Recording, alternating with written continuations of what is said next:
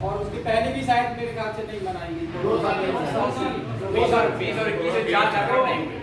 तो पहले भी लोगों को मालूम होगा सभी को किस तरीके से जयंती मनाई जाती है, तो काफ़ी लोग जानकार हैं। इस बार जो खास चीज़ है, जैसे इन्होंने बताया लाला मुखिया, यहाँ पे रोड पे लाइट लगाने की खूब मतलब अच्छा सा शाम के समय लाइट जगमगाती रहेगी पूरे मतलब देश मतलब के लोग आएंगे जाएंगे देखेंगे यहाँ पे, और तो पता लगेगा कि आज क्या बात है कि यहाँ इलाहाबाद में मतलब बाबा साहब के अनुयायी रहते हैं इतनी बड़ी संख्या में।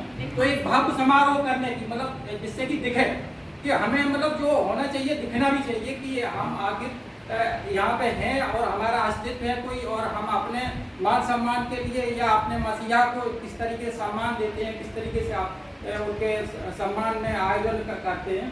तो ये बात चर्चा हो रही है, और जैसे कि बहुत अच्छा विचार है, होना भी चाहिए। हम इनके साथ हैं और हम लगातार हम आश्वासन देते हैं कि लगातार इस एक्टिविटी में हम इनके साथ रहेंगे, और जहाँ जहाँ जो जरूरत होगी हम अपने मतलब हर संभव अपना समर्थन देंगे।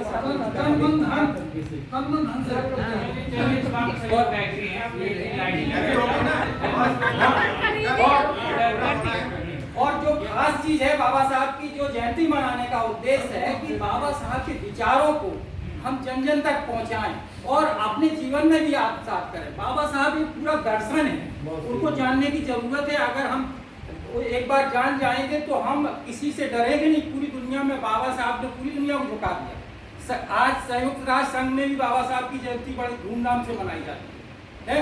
तो एक ऐसे मसीहा जो ज्ञान के प्रति कोलंबिया विश्वविद्यालय में 300 साल के इतिहास में बाबा साहब का नाम एकदम से ऊपर लिखा हुआ है और उनकी फोटो लगी हुई है कि ज्ञान के प्रति जो नए युवा पीढ़ी है उनको भी बाबा साहब से मतलब प्रेरणा लेनी चाहिए। जो नए युवा वर्ग है शिक्षा में जो पढ़ रहे हैं, तो बाबा साहब 18-18 घंटे पढ़ा करते थे। मतलब उनके बारे में बताया जाता था कि शाम को पढ़ते पढ़ते सुबह तक वो रात तक पर पूरी रात पढ़ते रहते थे।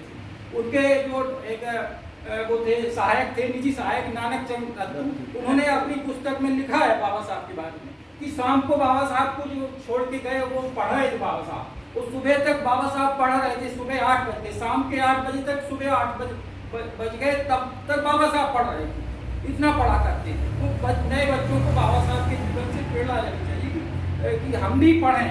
पढ़ना शिक्षा ही एक हमारा एक मतलब एक हथियार है जो हमें जीवन में सफल बना सकता है। अगर हम अपना लेंगे कि समय है ना जो फालतू की चीज़ों में व्यर्थ ना करके पढ़ाई में अधिक से अधिक समय लगाएं, अपने स्वास्थ्य को सही रखें और पढ़ाई में अधिक समय लगाएं, तो हमारा जीवन निश्चित सफल हो जाएगा। वो एक बाबा साहब मतलब जीता जागता उदाहरण है, एक वो दर्शन है पूरा। अब बच्चों को इतना ज़्यादा नहीं समझ में आएगा, लेकिन बड़े जो होकर के जो पूरा आज उनके बाबा साहब ने खुद 40 किताबें लिखी हैं। इतना कोई भारत देश में महापुरुष नहीं हुआ है जिसने खुद की 40 किताबें लिखी हैं। बाबा साहब पे तो हजारों किताबें लिखी हैं, हजारों किताबें हैं बाबा साहब पे लोगों ने पूरा वो मतलब वो किया है, मतलब PhD करी है बाबा साहब के जीवन में। उन लोग PhD करते हैं और उनके बारे में लिखते रहते हैं, जानते रहते हैं।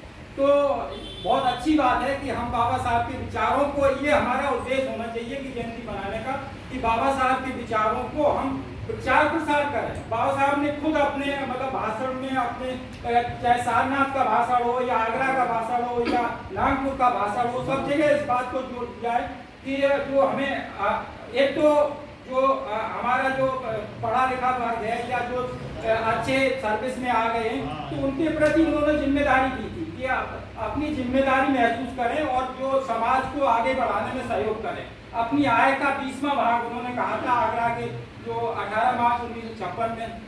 बाबा साहब अमेरिका में नहीं कोई नहीं पढ़िए सब लोग तो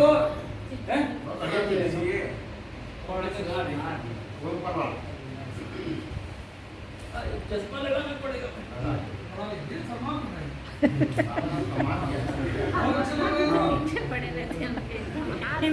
भारत के लिए खुशखबरी और गौरव। संयुक्त राष्ट्र अमेरिका में बाबा साहब अम्बेडकर के जन्म के उपलक्ष्य में 14 अप्रैल को विश्व दिवस घोषित किया गया है। इसके लिए अमेरिका का विशेष धन्यवाद। इस संदेश को जहाँ तक हो सके बाबा साहब के अम्बेडकर के द्वारा भारत को दिया गया जाने वाला दूसरा बड़ा सम्मान है। विश्व शिक्षा दिवस के रूप में ये मनाया जो जाएगा। बैनर बने ना, ये इस बात को उसमें ऐड करके जो बैनर बनवाई। अच्छा, एक बात और मैं इसी जयंती के उपलक्ष्य में कहना चाहता हूँ, अपना विचार है या मैं उसको कार्यान्वित भी करने की कोशिश करूंगा कि जो बच्चे हैं यहाँ तो बहुत थोड़े दिख रहे हैं, और लोगों से आप नाम वगैरह ले करके, एड्रेस ले करके, नंबर ले करके संपर्क किया जाएगा। करीब 40-50 बच्चों का हमारा ये कार्य है, कम से कम 40 बच्चों को ये कंपटीशन कराना। उसमें एक क्विज टाइप की रहेगी बाबा साहब की पूरी जीवनी पे और भारतीय संविधान, दो चीजें रहेंगी। बच्चे उस पर गूगल पे भी पढ़ सकते हैं बाबा साहब की जीवनी क्या है, उन्होंने क्या क्या काम किए, क्या क्या उन्होंने समाज के प्रति उन्होंने जो काम किए, जो आज समाज हमारा ऋणी है उनका।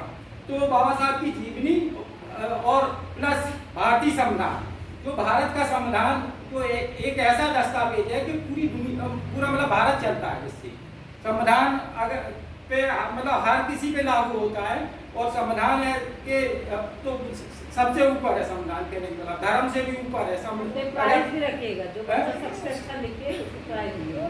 तो बाबा साहब की जीवनी पे 40-50 क्वेश्चन रहेंगे, और संविधान पे उनको एक तो हम टेस्ट ले लेंगे, बच्चों को बुला करके सारे यहीं पे टेस्ट ले लेंगे, अलग अलग बैठा करके ना टेस्ट ले लेंगे, और जो उनके आंसर होंगे उसके हिसाब से उनका ग्रेडिंग करके और बच्चों को प्रोत्साहित किया जाएगा। और दूसरा मतलब ऑन द स्पॉट भी होगा, बच्चों को बुला करके क्वेश्चन पूछा, बच्चे हाथ उठाएंगे, ध्यान वालों में उनको तुरंत कैसे अवार्ड की। इस तरीके से हम, अगर आप लोग कमेटी सहयोग करेगी तो ठीक है, नहीं तो मैं अपने से करके बच्चों को कार्यक्रम करना है 3 तारीख 10 तारीख को डिसाइड है, होनी उसी में किसी दिन और ये पहले कर लेंगे 3 या 10 जो है तो 2 दिन में जब भी कार्यक्रम कोई होगा उसी का उसी का बच्चों को सब्जेक्ट दे दीजिए, आने का समय रहेगा, आप टॉपिक बना करके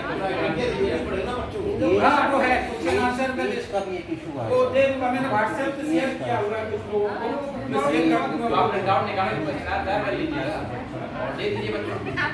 पहले क्या है? पहले